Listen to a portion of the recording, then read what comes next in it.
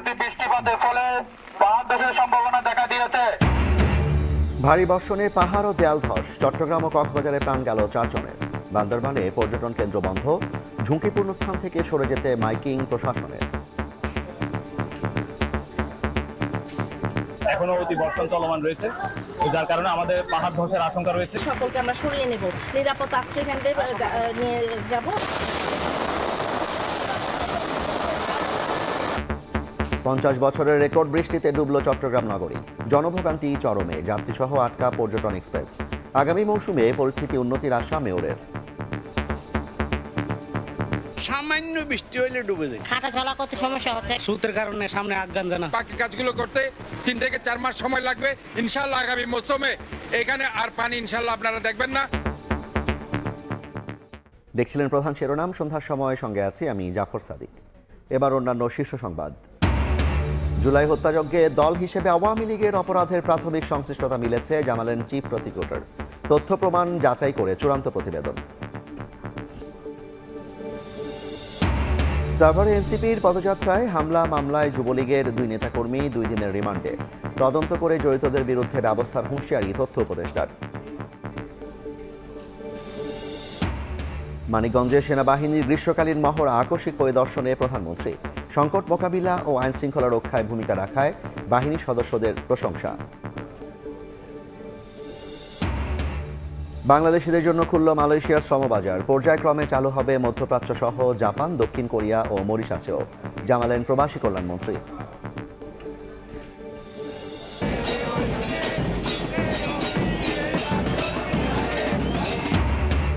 উৎসবে মাতোয়ারা আকাশী সাদা সমর্থকরা, শিরোপা ধরে রাখার মিশন আর্জেন্টিনার।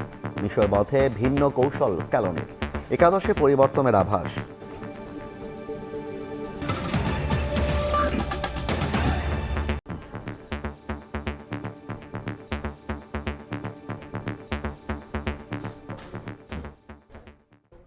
পঞ্চাশ বছরের মধ্যে সর্বোচ্চ বৃষ্টিপাতে ডুবল চট্টগ্রাম।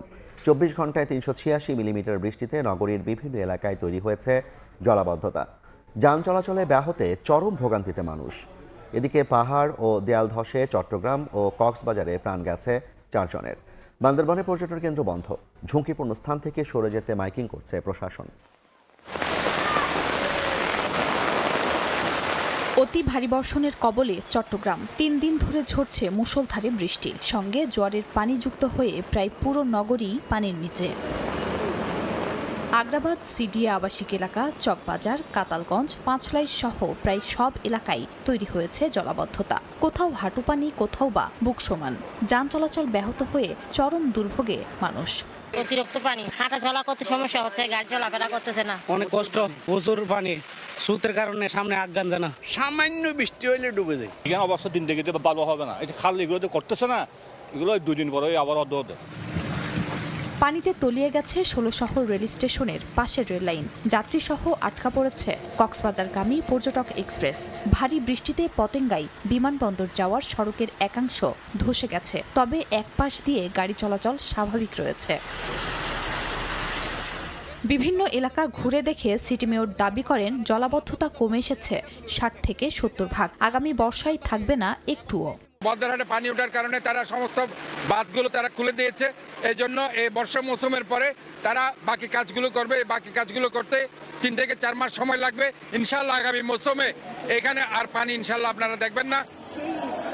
রাঙ্গুনিয়ার গুচ্ছগ্রামে পাহাড় ধসে ও বায়োজিদে দেয়াল ধসে 2 জন নিহত হয়েছেন, আহত হয়েছেন 3 জন।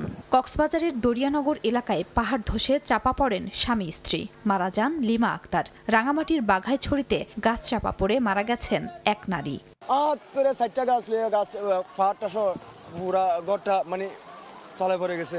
পরে যাইয়া দেখি স্বামীটা শুধু একটু বাইরে আছে আর বাকিটা টিনের নিচে। পাহাড় ধসের সম্ভাবনা দেখা দিয়েছে। অব্যাহত ভারী বর্ষণে 3 পার্বত্য জেলায় বন্যা ও পাহাড় ধসের শঙ্কায় ঝুঁকিপূর্ণ এলাকা থেকে বাসিন্দাদের সরে যেতে মাইকিং করছে প্রশাসন। সকলকে আমরা সরিয়ে নেব, নিরাপদ আশ্রয় কেন্দ্রে নিয়ে যাব এবং প্রয়োজনীয় সহায়তার আমরা ব্যবস্থা করছি। সাগর উত্তাল থাকায় কক্সবাজারের মহেশখালীতে এলএনজি টার্মিনাল থেকে কমে গেছে গ্যাস সরবরাহ। পরিস্থিতির উন্নতি না হওয়া পর্যন্ত সারা দেশে গ্যাসের চাপ কম থাকবে বলে জানিয়েছে পেট্রোবাংলা। খাদিজা স্বপ্না, সময় সংবাদ। এদিকে বৃষ্টিতে রাজধানীর বিভিন্ন স্থানেও দেখা দেয় জলাবদ্ধতা, সড়কে ভোগান্তিতে পড়েন যাত্রীরা। আবহাওয়া অফিস বলছে আগামী ৩-৪ দিন বৃষ্টিপাত সহ পাহাড় ধসের আশঙ্কা রয়েছে। এদিকে দুর্যোগ মোকাবিলায় সব ধরনের প্রস্তুতির কথা জানিয়েছেন দুর্যোগ ব্যবস্থাপনা ও ত্রাণমন্ত্রী। ৬৪ জেলায় পাঠানো হয়েছে সহায়তা। টানা অঝোরে বৃষ্টিতে রাজধানীর বিভিন্ন এলাকায় সৃষ্টি হয়েছে জলাবদ্ধতা। সড়কে হাঁটু পানি জমে চরম ভোগান্তিতে পড়েন নগরবাসী। সবচেয়ে বেশি দুর্ভোগে পড়েছেন অফিসগামী মানুষ, শিক্ষার্থী ও নিম্ন আয়ের কর্মজীবীরা। অনেক যানবাহন ধীর গতিতে চলাচল করছে, সৃষ্টি হয় দীর্ঘ যানজট। আগামী ৩-৪ দিন বৃষ্টিপাত সহ পাহাড় ধসের আশঙ্কার কথা জানিয়েছেন আবহাওয়া অফিস। দুর্যোগপূর্ণ আবহাওয়ার কারণে দেশের 4 সমুদ্র বন্দরকেই 3 নম্বর সতর্ক সংকেত দেখাতে বলা হয়েছে। মেলা কষ্ট হইতেছে মানে জাম জুব লাগিয়ে রয়েছে, পানি 12 মাসে পানি বাইর যেতে সময় লাগতো, কিন্তু এখন প্রায় 1.5 ঘন্টা সময় যাচ্ছে, আমরা আসতে পারতেছি না। মানে মোটরসাইকেল প্রায় ডুবে যাচ্ছে। রাস্তায় রিক্সা ভাড়া বেড়ে গেছে, অতিরিক্ত পাওয়াও যাচ্ছে না। তার সাথে রাস্তা ডুবে গেছে, আইল্যান্ডগুলোতে লুকানো ড্রেইন আছে, যেই ভয়ে মেইন রোড দিয়ে চলে আসতেছে আর কি। এদিকে সচিবালয়ে বাংলাদেশে দুর্যোগ মোকাবেলার সহযোগিতা নিয়ে যুক্তরাজ্যের হাই কমিশনার সারা কুকের সঙ্গে চুক্তি স্বাক্ষর অনুষ্ঠানে দুর্যোগ ব্যবস্থাপনা ও ত্রাণমন্ত্রী জানান, হঠাৎ বন্যাসহ দুর্যোগ মোকাবেলায় সরকার সব ধরনের প্রস্তুতি নিয়েছে। ৬৪ জেলায় ত্রাণ সহায়তা পাঠানো হয়েছে।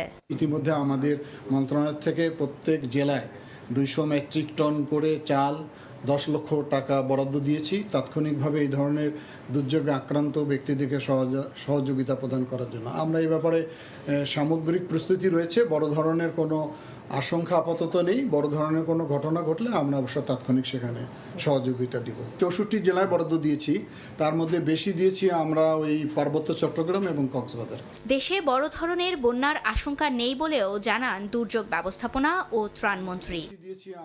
ফারিয়া ফারুকি, সময় সংবাদ, ঢাকা। জুলাই আগস্ট হত্যাযজ্ঞে দল হিসেবে আওয়ামী লীগের অপরাধের প্রাথমিক সংশ্লিষ্টতা পেয়েছে আন্তর্জাতিক অপরাধ ট্রাইব্যুনালের তদন্ত সংস্থা। শেখ হাসিনার নেতৃত্বের দায়ও তদন্তে উঠে এসেছে বলে জানিয়েছেন চিফ প্রসিকিউটর আমিনুল ইসলাম।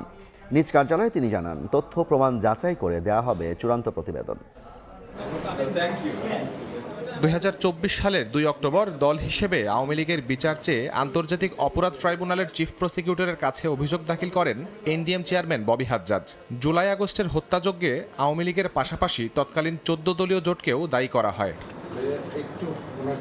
অন্তর্বর্তীকালীন সরকারের সময়ে তদন্ত শুরু হলেও মাঝপথে এসে অনেকটা থমকে যায়। মঙ্গলবার চিফ প্রসিকিউটর আমিনুল ইসলাম জানান, এ পর্যন্ত পাওয়া তথ্যউপাত্তে দল হিসেবে আওয়ামী লীগের মানবতা বিরোধী অপরাধে সংশ্লিষ্টতার প্রাথমিক প্রমাণ মিলেছে। প্রাথমিক সংশ্লিষ্টতা তো আছেই, ইনভেস্টিগেশন চলছে, ইনভেস্টিগেশন সম্পন্ন হতে তো একটা সময়ের ব্যাপার। জুলাই আন্দোলনের মধ্যে তাদের দলগত সংশ্লিষ্টতা আছে, ব্যক্তিগত দায় আছে, সুপিরিয়র দায় আছে, এইসব তো প্রাথমিক সংশ্লিষ্টতা আছে, এগুলো নিয়েই আমরা এগোচ্ছি। আমিনুল ইসলাম আরও জানান, আওয়ামী লীগ সভানেত্রী শেখ হাসিনার সুপেরিয়র রেসপন্সিবিলিটি বা ঊর্ধ্বতন নেতৃত্বের দায়ও তদন্তে উঠে এসেছে। শেখ হাসিনা প্রধানমন্ত্রী হিসাবে তার সুপেরিয়র রেসপন্সিবিলিটি আছে, তার ব্যক্তিগত দায় আছে, অপরাধের সাথে তাদের এই সংগঠনের সংশ্লিষ্টতা আছে, এবং যদি দেখা যায় যে শেষ পর্যন্ত এই দলটি সন্ত্রাসী কার্যকলাপের সাথে জড়িত ছিল বা আছে, সেক্ষেত্রে সংগঠন হিসেবে তার বিচার হবে। জুলাই গণঅভ্যুত্থান নয়, দল হিসেবে আওয়ামী লীগের বিরুদ্ধে উত্থাপিত অন্যান্য সহিংসতা ও মানবতা বিরোধী কর্মকাণ্ডের অভিযোগও তদন্তের আওতায় রয়েছে।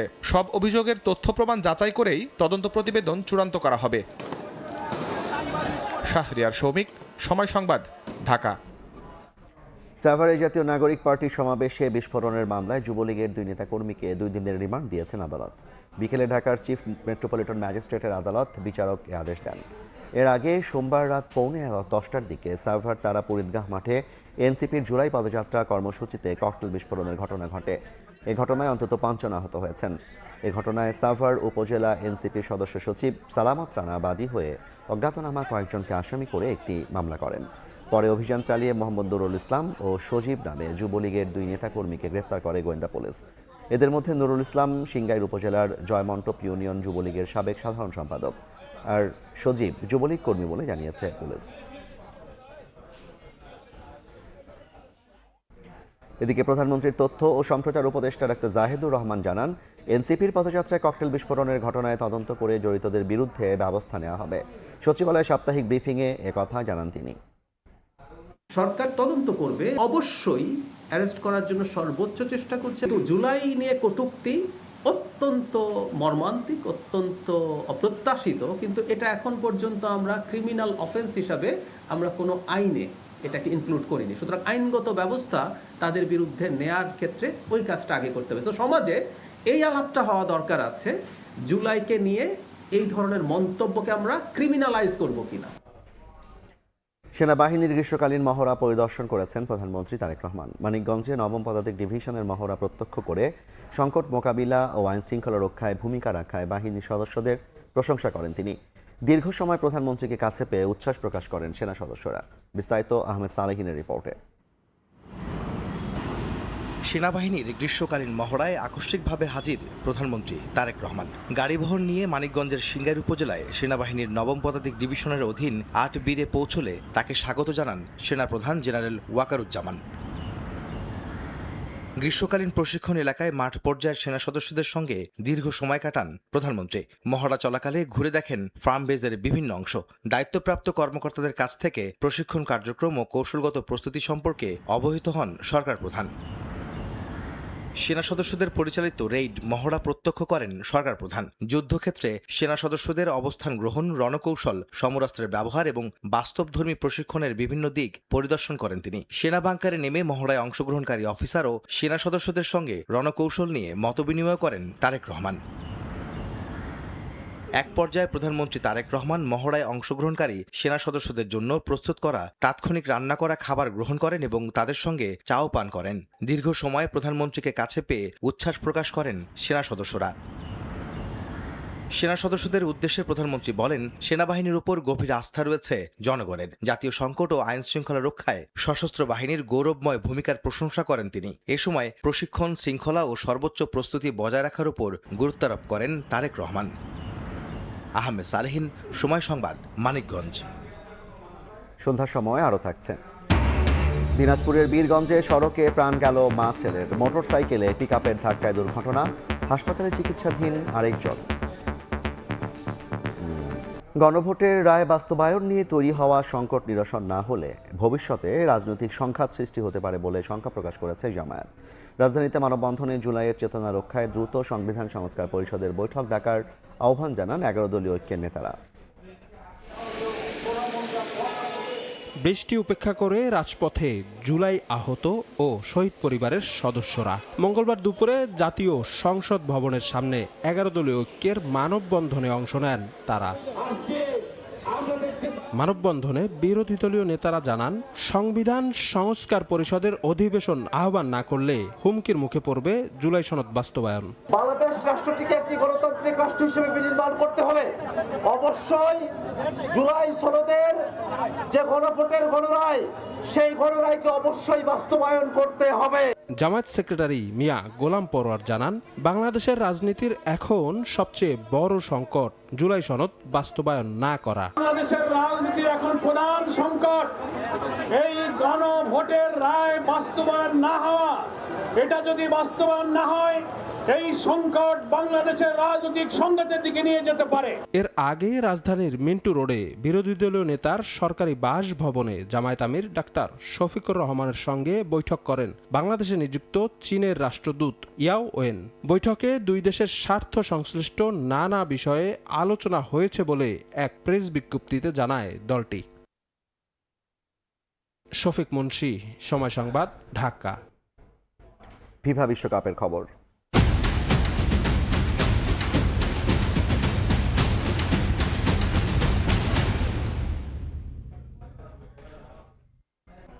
মাঠের লড়াই শুরুর আগে আর্জেন্টাইন ফ্যানদের উন্মাদনা শুরু হয়ে গেছে আটলান্টায়। পুরো শহরের রাস্তাঘাট রূপ নিয়েছে এক টুকরো বুয়েনোস আইরেসে।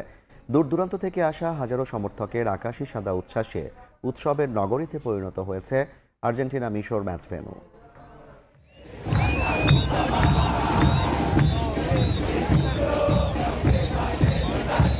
আটলান্টার মার্সিডিজ বেঞ্জ স্টেডিয়ামের চারপাশটা এখন এক আস্ত আকাশী সাদা সমুদ্র। চারদিকে উঠছে দিয়েগো ম্যারাডোনার ছবি আঁকা বিশালকায় সব পতাকা। ড্রামের তালে তালে হাজারো ভক্তের গলা চিরে বের হচ্ছে একটাই চ্যান্ট, মেসি মেসি। বিশ্বকাপের কোয়ার্টার ফাইনালে ওঠার লড়াইয়ে প্রিয় দলকে সমর্থন জোগাতে কোনো কমতি রাখছেন না সমর্থকরা। ম্যাচ শুরুর আগেই শহর জুড়ে চলছে তাদের এই বর্ণিল উদযাপন। দূর দূরান্ত থেকে বুক ভরা আসা ট্রফি ধরে রাখার স্বপ্ন নিয়ে আটলান্টার রাস্তায় হাজির হয়েছেন ক্যান্ডেলা গার্সিয়ার মতো কট্টর সমর্থকরা। আমরা এখানে আসতে পেরে ভীষণ আনন্দিত, সত্যি খুব খুশি এবং রোমাঞ্চিত। জাতীয় দলকে সমর্থন জানাতে আমরা তৈরি, আর আমাদের এই দলটা সবসময়ই আমাদের জন্য দারুণ সব আনন্দের মুহূর্ত নিয়ে এসেছে। এই উন্মাদনা কেবল স্টেডিয়ামের বাইরেই সীমাবদ্ধ নেই, ছড়িয়ে পড়েছে পুরো শহরের আনাচে কানাচে। অতীতের সাফল্য আর দলের বর্তমান পারফরমেন্স ভক্তদের মনে এনে দিয়েছে এক অন্যরকম আত্মবিশ্বাস। বর্তমান বিশ্ব চ্যাম্পিয়নদের উপর তাই পুরো আস্থা রাখছেন তারা।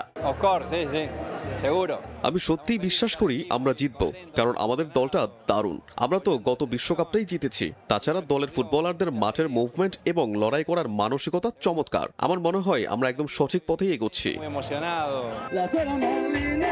স্প্যানিশ গানের সুরে নেচে গেয়ে আটলান্টাকে এক উৎসবের নগরী বানিয়ে ফেলেছেন এই আর্জেন্টাইনরা। এই আনন্দ, এই উল্লাস কেবল একটা ফুটবল ম্যাচকে ঘিরে নয়, এ যেন এক বিশুদ্ধ আবেগ আর ভালোবাসার বহিঃপ্রকাশ। প্রিয় দল তাদের যে অনাবিল আনন্দ উপহার দিয়েছে, তারই ঋণ শোধ করতে হাজারো সমর্থক আজ এখানে হাজির হয়েছেন একরাশ উত্তেজনা নিয়ে। আমার মনে হয় আর্জেন্টিনা এবারও বিশ্বকাপ জিততে পারে। এটা পুরোপুরি সম্ভব। আমাদের দলে এক ঝাঁক বড় এবং চমৎকার সব খেলোয়াড় আছে। ম্যারাডোনার আশীর্বাদ আর মেসির জাদুতে ভর করে আলবেসিলেস্তারা মাঠ মাতাবে, আর গ্যালারি থেকে সেই উন্মাদনার জোয়ার আছড়ে পড়বে পুরো আটলান্টায়। ম্যাচের আগে এটাই চাওয়া এই ফুটবল পাগল ভক্তদের। নিয়ন মোহাইমেন, সময় সংবাদ। সময় আরো থাকছে।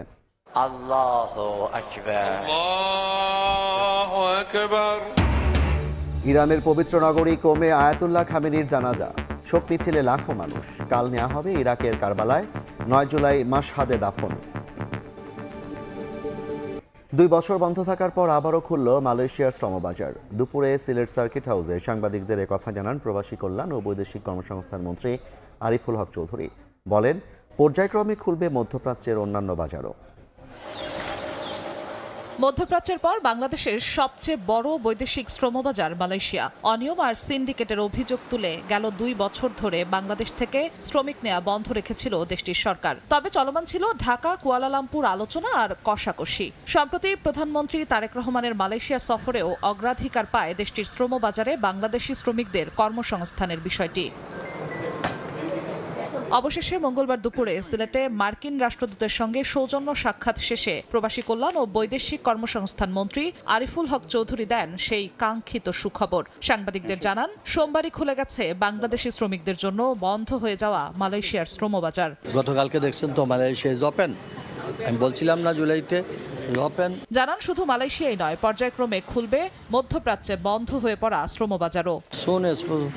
যার দেখুন মিডল ইস্ট সব জায়গায় আমাদের শ্রমবাজার খুলে যাবে। ডিপ্লোম্যাটিক চ্যানেলে এগুলা খোঁজখবর নেওয়া হচ্ছে। ইনশাল্লাহ আমরা আমাদের জনগণের পাশে আছি, আমরা আমাদের শ্রমিকদের পাশে আছি। জাপান, দক্ষিণ কোরিয়া, মরিশাস, ওমানের শ্রমবাজারও উন্মুক্ত করার চেষ্টা চলমান রয়েছে বলে জানান প্রবাসী কল্যাণ মন্ত্রী।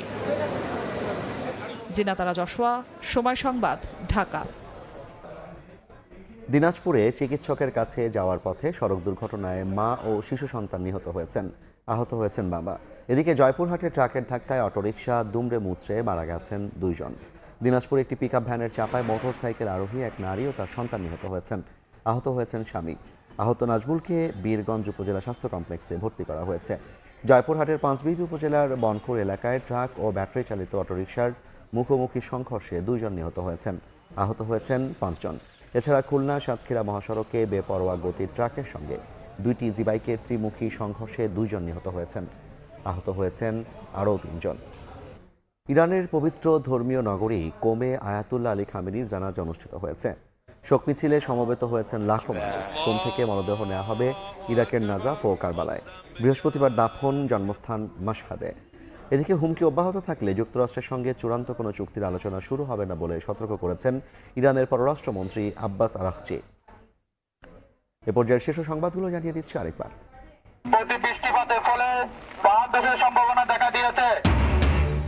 ভারী বর্ষণে পাহাড় ও দেয়াল ধস, চট্টগ্রাম ও কক্সবাজারে প্রাণ গেল 4 জনের। ঝুঁকিপূর্ণ স্থান থেকে সরে যেতে মাইকিং। 50 বছরের রেকর্ড বৃষ্টিতে ডুবল বন্দরনগরী।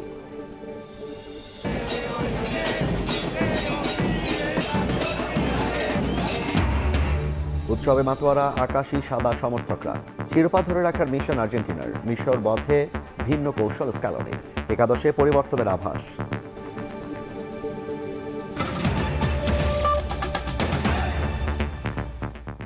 এই ছিল সন্ধ্যার সময়। দর্শক, বিশ্বকাপ ফুটবলের মহাযজ্ঞ সরাসরি সম্প্রচার করছে সময় টেলিভিশন। দেখতে চোখ রাখুন সময়ের পর্দায়। এরপর জনপদের সময় নিয়ে আসছি কিছুক্ষণ পর। সঙ্গে থাকুন সময়।